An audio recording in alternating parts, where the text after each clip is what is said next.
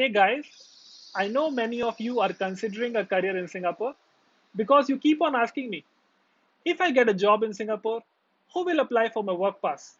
How many years I can work there? What is the minimum salary criteria to get a work pass? And you know what? There are many articles on the internet that can give you answer for this, but they are full of clutter. They will actually confuse you and they may not be updated with the new information that is released by the Ministry of Manpower of Singapore. So that is why I'm making this video to categorically tell you what are the work passes, what are the difference between them, what are the perks that you can get for each work pass, and what is the eligibility criteria. By the end of the video, I will also tell you about an assessment tool that is released by Singapore government that can categorically tell you whether you are eligible for a pass or not. So please stay tuned and watch this video till the end. So let's get started.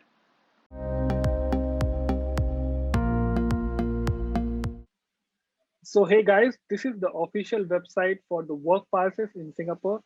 This contains a lot of work passes that allow you to work and live in Singapore, and it is also served as your visa purpose.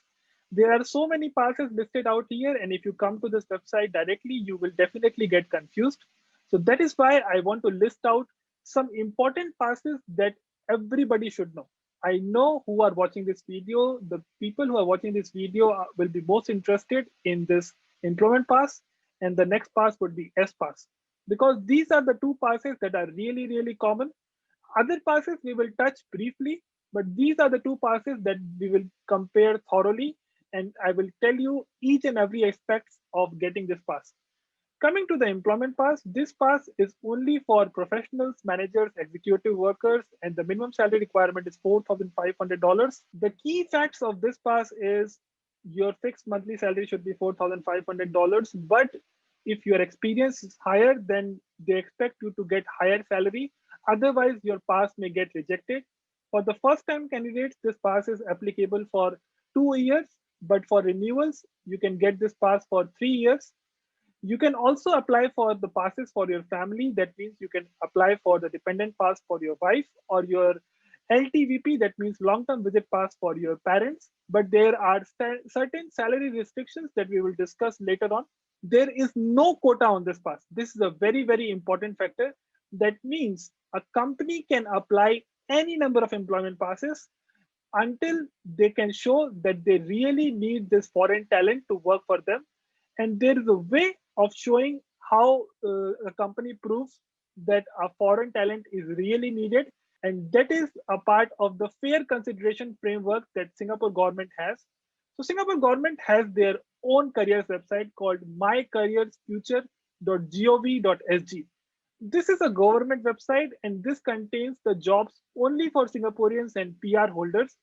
And here you have to tell how much salary you're going to give. Here you have to tell the correct job description. And this is a very fair portal for Singaporeans and PRs to get the jobs and to get the job openings. Every company, before they can apply for an employment pass, they have to post on that portal and for 28 days. If within 28 days they cannot find the right talent, only then they can apply for the EP applications. So let's take an example. If an employer posts a job on 1st of October, but on 6th of October, they made a key change in their job description, then again they have to wait for 28 days till 3rd of November when they can apply for the EP or the S pass.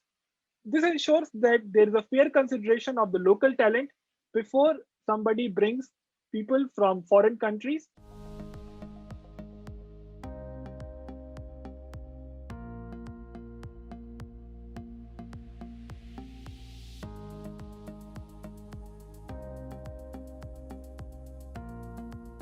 Eligibility for employment pass is pretty simple. Only $4,500 you have to earn, but there is a catch here.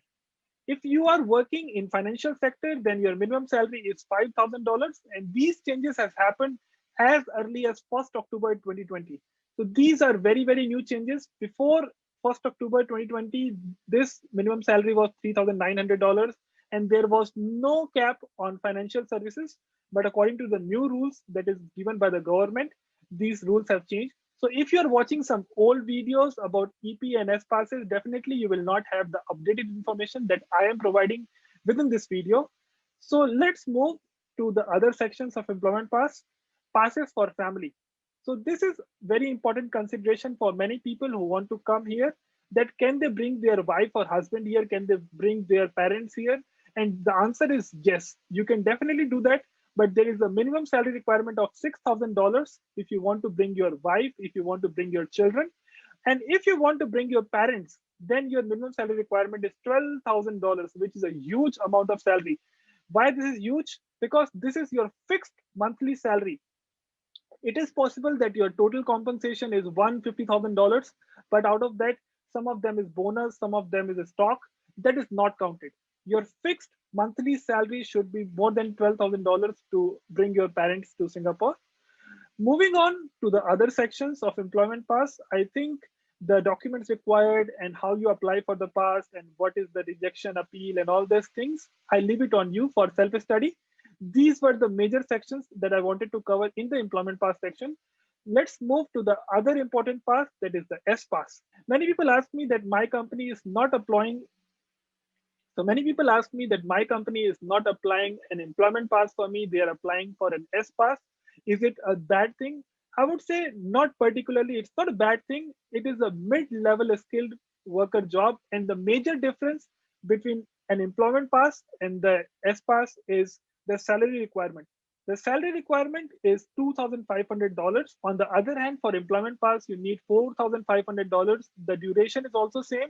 The other important factor that you should look is the quota system. What is the quota system? The quota system means that a company cannot apply for unlimited number of S passes. In the case of EP, they can definitely apply for unlimited passes till the time MOM has no restriction on that. But for S passes, there is a particular quota requirement. That means for service sector companies, the total quota is 10% of the total workforce. For shipbuilding companies, it's 18%.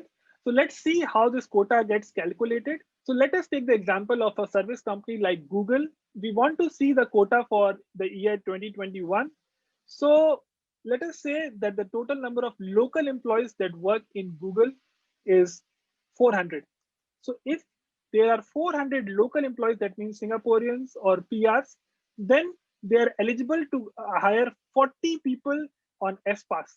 They cannot hire more than 40 people. So S-Pass is applied very calculatively because there is a restriction of 10%.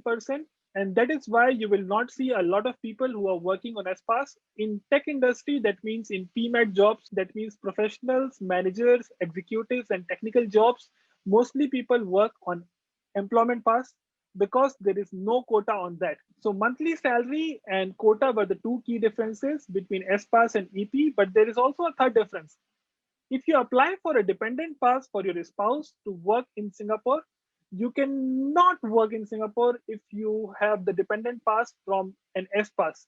If you have a dependent pass from your employment pass, then definitely you can work in Singapore till the time you have a letter of consent that is submitted by your employer. But if you are a dependent pass holder and your spouse works as a S pass, then you cannot work in Singapore. You have to separately apply for an employment pass or an S pass. This is the major key difference. That means your spouse is eligible for living in Singapore, but not eligible for working in Singapore till the time she does not have her own work pass. So now, since we have covered the major difference between employment pass and S pass, let's have a brief overview of what other passes are there. The next pass we will discuss is entry pass. This is for foreign entrepreneurs who want to start a business in Singapore. Personalized employment pass is for the people who have salary higher than $12,000.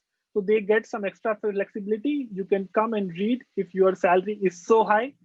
I will not be covering that in this video. The other passes that are for skilled and semi-skilled workers, one of them is the work permit for foreign workers who want to work here in construction, manufacturing, shipbuilding companies. One other pass is foreign domestic workers pass. This is for maids who want to come in Singapore and work in households. They have their separate pass. Mostly they come from developing countries like India, Indonesia, Philippines, and they are very much in demand in Singapore. If you're a Malaysian and you want to come here to work as a nanny, Singapore also has a pass for you. And you can work here till the time your employer's child is 16 weeks old. If you are an artist and you want to perform in hotels and nightclubs, there is a separate pass for that that is called the work permit for performing artists. For trainees and students, there is a training employment pass, and there is a work holiday pass that is applicable for only few developed countries like France, Germany, Hong Kong. Then there is a separate pass for Australian people who want to work or holiday here for 1 year. There is a training work permit that gives you the opportunity to attend a training for 6 months. Lastly, I would like to show you a tool that is provided by the Ministry of Manpower that can tell you the eligibility for an employment pass or an S pass. So let us say if you are filing a new application and the date of application would be, let us say, 2nd of November. The position that you are applying for is software engineer. Uh, your fixed monthly salary is, let us say, $6,000. Your nationality is Indian. Date of birth is, let us say, your date of birth is 1995, April 11th, and your total work X is, let us say, 3 years. And your relevant work X is also 3 years. And your educational institute is Indian Institute of Information Technology, Allahabad. And did you do it from main campus? Definitely. In information, what is your qualification? It's, let us say, bachelor's degree, and faculty is information technology. You did a full-time course for 4 years, and your graduation date is 2017 June, and continue. Then it will tell you whether you are eligible for an employment pass or an S pass or not. So let us see what is the result.